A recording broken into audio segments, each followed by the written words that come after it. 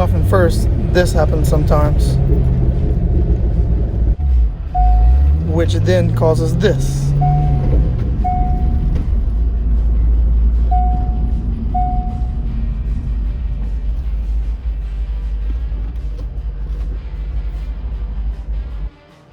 But this fixes that issue. Muzzy skip shift eliminator. Need some clearance to get to it. That's the plug is going to go into in the transmission. I zip tied it to that eye.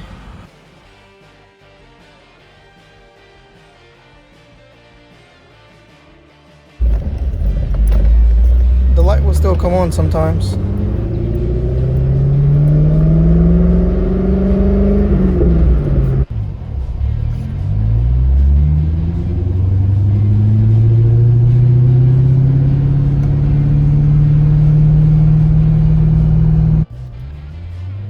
But when it does, the transmission will still go into second gear.